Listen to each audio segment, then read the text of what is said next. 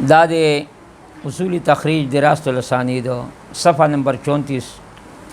وإلیکا نص المقدمة کاملا او تا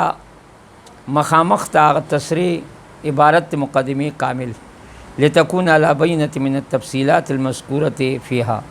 دل پارشی چې ته په دلیل باندې د تفصیلات مذکورونه فيها په دغه مقدمه کې فيها ضمیر مرجع چې د مقدمه ته راجع ده. قال حافظ ابن حجر رحمه الله ابن حجر ویلی اما بعد فقد وقفت على تخريج احاديث شرح الوجيز ما اطلاع مندلا د شرح الوجيز د احادیث په تخریج معنی هغه د چال پاره چې هغه د امام ابو القاسم الرافی کتابو شکر الله سعيه دا جمله دعائیه ذکر کړه الله دې سعی د کوششونو الله دې ته چدي یعنی قدردانیو کې لجماعت من المتاخرین دغه جماعت نه چې هغه رستنی دي ما تاسو ته چې 15 کسانو په دې معنی کار کړی په کتاب یو دغه نه څوک د جماعت نه قاضی عز الدین ابن جماعه یو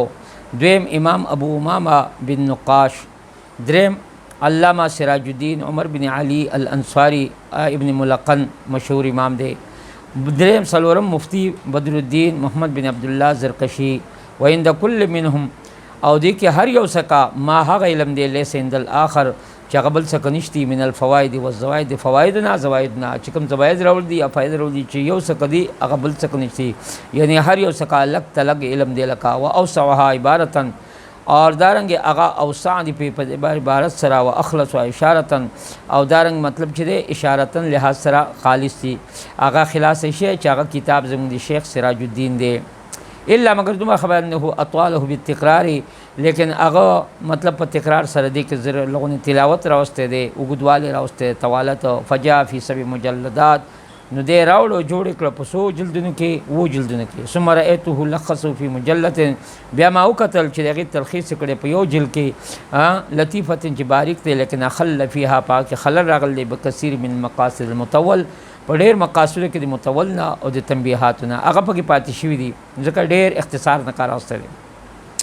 نو فرایت تلخیص فی قدر ثلث حجمه نو ما وکتل چې د دې خلاصو کړی شي په مقدار د درې حجم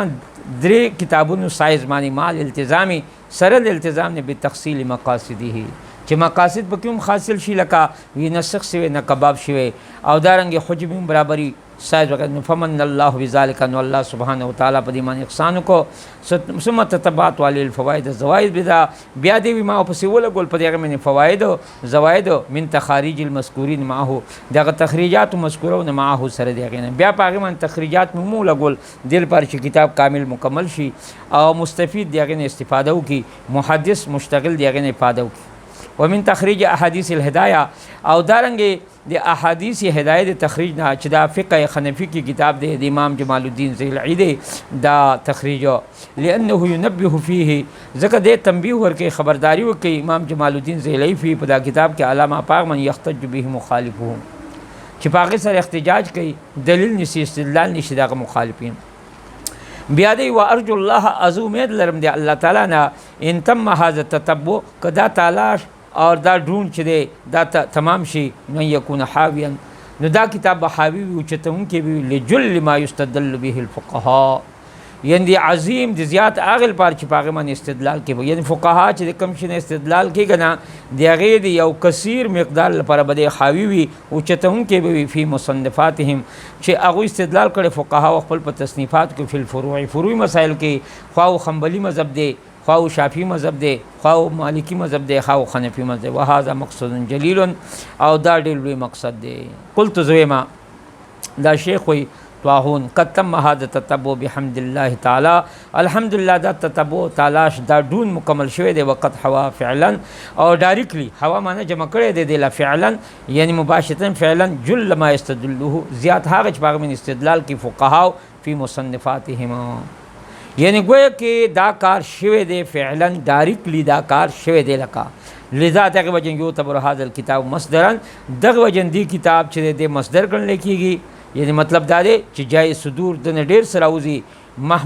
یعنی مهمن یعنی دا مصدر دی مهم دی من مصادر التخریج د مصادر التخریج نه علی احادیث الاحکام بعض احادیثو چې هغه دلالت په احکام باندې یعنی په طهارت باندې، په وضو باندې، په صوم باندې، فرایض باندې، التي یستدل بها الفقهاء چې په هغې باندې استدلال کوي فقها من شتى المذاهب د مختلف مذاهبونه، یعنی هر یو فقهي عالم خپل خپل په مذهب مطابق چې کله استدلال کوي نه هغه د دې نه کوي. لکه وطریقة فی تصنیف هذا الکتاب، او طریقه د په تصنیف دا کتاب کې تشبه طریقته چې هغه ډکې طریقې لره تصنیف دی کتاب چې هغه درایه ده فی تخریج الاحادیث الهدایه کې. دا دی ابن حجر کتاب دی الی حد کبیر کافی حد تک، یعنی کافی حد پورې چې دی هغه طریقه ډکې لکه په هغې باندې روان دی. و ایراد الحدیث به مرتبتا، او د حدیث راوړي په هغه کې مرتب په ترتیب د ابواب د فقه باندې. نو ورپسې بیا تاسو ته یعنی نمونه ښیي.